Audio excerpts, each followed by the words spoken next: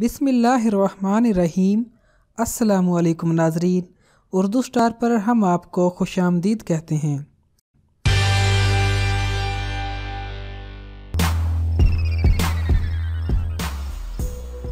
हर इंसान के पेट पर एक सुराख मौजूद होता है जिसको नाफ कहा जाता है। हकीकी मानों में नाफ दर हकीकत एक जख्म का निशान होता है जो कि पैदाइश के फौरन बाद पैदा होने वाले बच्चे को उसकी माँ के जिस्म से अलग करते हुए दिया जाता है। जब बच्चा माँ के जिस्म में मौजूद होता है तो वो एक नाली के जरिए माँ के जिस्म से जुड़ा होता है और उसी नाली के जरिए उसको तमाम तर गिज़ाइयत मिल रही होती है। इस नाली को पैदा होने के वक्त जिस्म से अलहदा किया जाना जरूरी होता है और ये निशान सारी जिंदगी इंसान के साथ रहता है। माहिरीन के मुताबिक नाफ की जगह पर जिस्म के हर हिस्से तक पहुँचने वाली नसों का एक जाल बिछा होता है। नाफ के उतरने और चढ़ने से क्या मुराद है? एलोपैथिक में नाफ के उतरने और चढ़ने के हवाले से किसी किस्म की शहादत मौजूद नहीं है, मगर तिब्बे यूनानी के मुताबिक नाफ कुछ खास हालात में भी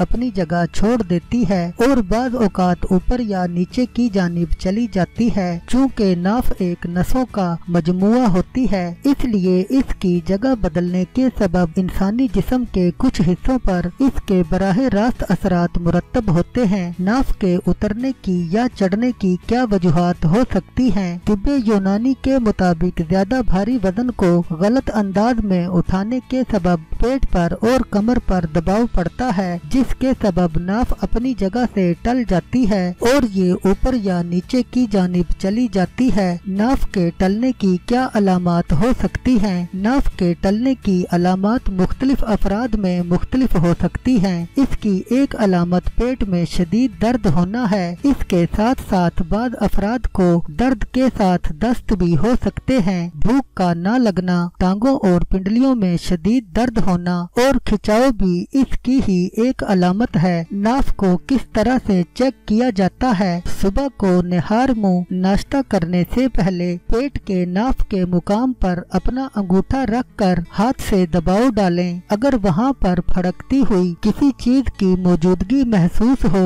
तो इसका मतलब है कि नाफ अपनी जगह पर मौजूद है, और अगर ऐसा महसूस ना हो तो नाफ अपनी जगह से हिल चुकी है। निहार मुंह किसी भी हमवार जमीन पर सीधे लेट जाएं और दोनों पैरों के अंगूठों को गौर से देखें। अगर वो एक सतह पर ना हो, ऊपर या नीचे हो, तो इससे भी साबित होता है कि नाफ अपनी जगह से हिल चुकी है। नाफ को दोबारा से अपनी जगह पर लाने के टोटके। नाफ को दोबारा अपनी जगह लाने के लिए एलोपैथिक में किसी भी किस्म की दवा मौजूद नहीं है, मगर कुछ सीना बसीना चलने वाले टोटके ऐसे हैं जो कि इस बीमारी का न सिर्फ इलाज साबित होते हैं बल्कि इसके बाइस होने वाली तकलीफों का भी खात्मा करते हैं। एक चम्मच चाय की पत्ती को बारीक पीस लें और उसको एक गिलास सादा पानी में मिक्स करके पी लें। ऐसा 2 से 3 दिन तक करने से नाफ अपनी जगह पर वापस आ जाती है। नंबर 2, ये अमल एक वर्जिश है